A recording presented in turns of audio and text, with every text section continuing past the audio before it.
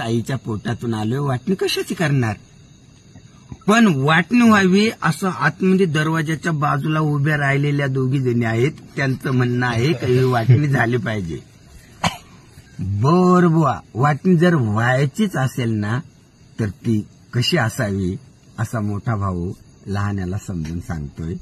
खूप प्रेम आहे एकमेकावर, खूप जीव आहे आणि एकमेकाला विसरून आपलं चालणारच नाही असंही त्यांना वाटतं. मग ती वाटणी बघा कशी आहे.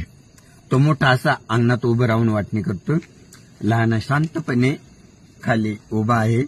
बोल दादा, तुला काय बोलायचं, काय जसं वाटायचं तसं वाय. मग तो मोठा म्हणतो,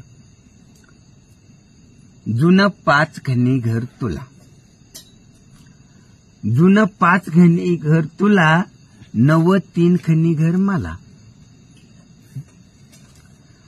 तुझी मुलं लहान आहेत, आई तुझ्याकडे राहील. तुझी मुलं लहान आहेत, आई तुझ्याकडे राहील. माझं घर आड बाजूला, मला कामावर जावं लागतं, कधी कधी रात्रपाळी असते, म्हातारा माझ्याकडे राहील. ही आई वडिलांची वाटणी नाही बरं. दोनही घरं त्यांचीच आहेत, पण हे आपलं आतल्यांच्या सोयीसाठी. ठीक आहे, मला कामावर जावं लागतं, मोटारसायकल मला.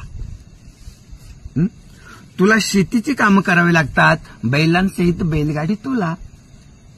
ठीक आहे.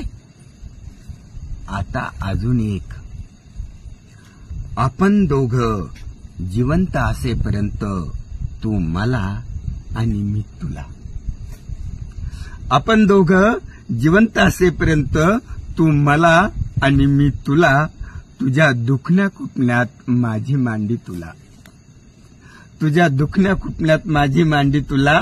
मी मोठा आहे, अगोदर गेलो तर तुझा खांदा मला. मी मोठा आहे, अगोदर गेलो तर तुझा खांदा मला.